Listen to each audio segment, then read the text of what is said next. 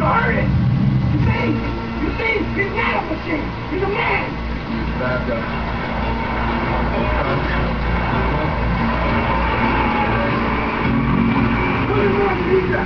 No pay. No pay. No pay. Okay, take it to him. Take it to him. All right. Well, I hope you guys could hear that.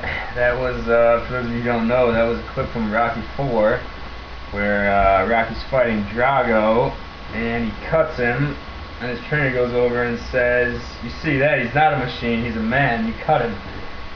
And that's what I told my team this week when I was playing Steve, because he hasn't lost at full strength yet this year, and made him bleed a little bit. So no, but anyway, Steve kept on telling me that I was just getting lucky this weekend, and I mean, Steve, that's all this is. Unless you're going to go out and catch passes and score some touchdowns for your fantasy team, then this game is built around luck. And I can't stand it when you use that argument, because every game you win is technically luck. So that's that. Sure, there's some skill involved when you have to pick a team, but for instance, people getting injured and whatnot is all based around luck. And so that is not a valid excuse. And I'm not going to say anything more because I play again in 2 weeks and I don't want you to smack me down then. but that's that. So I hope you guys had a wonderful week. The Browns did not. I hope your week was better than theirs.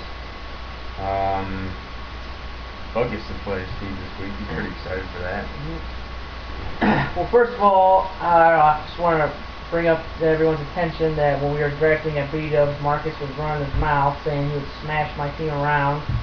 So I just wanted everyone to know, if you didn't check the scoreboard, that I made him my bitch last weekend. And I'm going to face him again here at the end of the regular season, so I'm planning on an easy W to wrap up my regular season. Throwing that out there. And Steve, I loved your text message that you sent Billy about how, like you were just talking earlier, his team was at full capacity. So I'm going to go ahead and use this excuse already on you before we start playing this week, because Breeze and Colston are on a bye week this week, and Austin's probably not going to play. So, you know, you can expect a text from me saying that my team's not full capacity, and I'm sure I'll probably give you a run for your money. It's lucky. He's lucky. Yeah. Steve is lucky. Yeah. Anyway, we're just going to quickly go through some of the teams here that we think have a legitimate shot. We kind of did this a couple weeks ago when we were interviewed by Brian. Obviously, Steve's team still has a good shot to make a run at things. However, I think this week kind of showed some of his weaknesses in there. Like, yeah, Rodgers and McCoy are going to get their points every week. Tolbert kind of just plays based on how Ryan Matthews' health is, and if he's healthy, I don't think Mike Tolbert's going to have that much of an impact down the road. I think a lot of defenses are doing a better job on Keenan, on Wes Welker. And Ryan Fitzpatrick is historically a first-half quarterback, so we'll see how he holds up. Jim, I think, is probably the most solid team at this point. I think if Ben Roethlisberger's healthy, he and Romo as a nice 1-2 punch there. I guess the biggest question mark for him is with Felix Jones coming back, how many carries he's going to take from DeMarco Murray, but I don't think he'll have that much of an impact. So I think Jim has a pretty formidable team at this point. What would you say? Yeah, well, you know, I don't appreciate last week where Jim didn't even include Billy or my teams in the playoff picture when we're both going to the playoffs as of right now. Yeah, that was very upsetting. Yeah, so that was a pretty big douche move of you. Yeah, you know, I was telling Bug that I did not like it that I was left out of that whole video. Even if you tell me that I like sucking dicks more than Jerry Sandusky does, that's okay, as long as my name gets in the video. But, very upsetting. Anyway, just going back to some more playoff teams here. Dave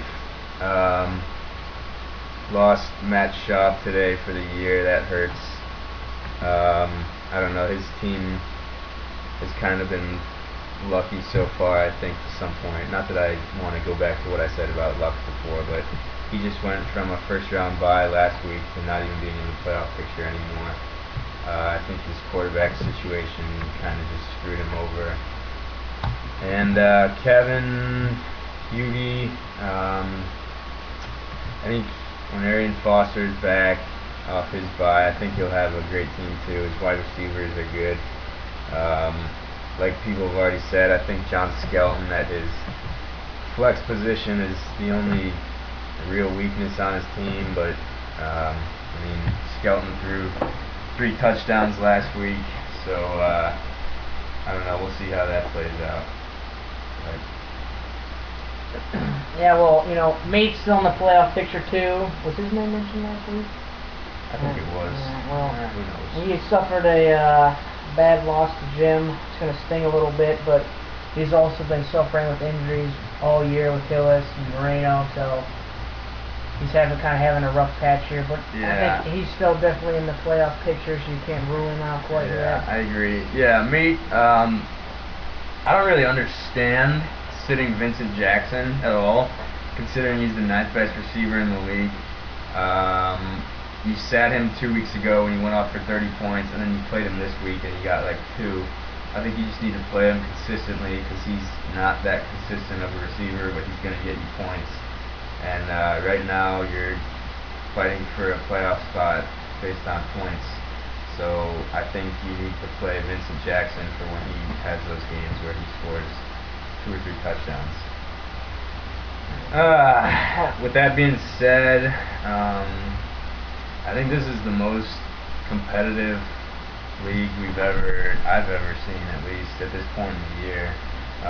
Steve's 8-2, and I think there's like 4 teams that are right behind him at 7-3, and then there's Bug down at 6-4. So I guess the flip side of that are that like Rico and Danny, Brian, Marcus, they're kind of well below average, and that kind of skews it a little bit. But John's like the only team that's right around 500, which I think is kind of rare. Everyone's kind of either way far ahead or way below. Brian, you've come back up from being in the worst team in fantasy a couple weeks ago, and now you're sitting, you know, you're still in the contenders bracket, but yeah, you're really starting to get your points forced up there. So it's a good news. A lot of momentum, at least for the next 3 weeks, if not for next season. Yeah, Brian, I think your team is only going to get better too. Obviously, Eli Manning and Tim Tebow are decent fantasy plays. I mean, right now your receivers are real weak, but I think that was a great trade you made with Marcus last week to get Andre Johnson. So once he comes back from his injury and off his bye and stuff, I think that'll help a lot. It might be too little too late, but no one's gonna say you didn't try, so. If you want to trade me Colt McCoy for this week, throw up a deal at me. So, because I know he's sitting on your bench, you're probably not going to start over Eli or Tim Tebow, so you send me a trade my way. Yeah. Lastly, Rico, I don't know if you watch these anymore, but heard the Browns were holding open tryouts for a running back position. I threw your name in the hat, didn't know if you'd be interested or not. If Mike Holmgren gives you a call this week, just see what you can do. All right, guys. Good luck. We'll talk to you later. Yep.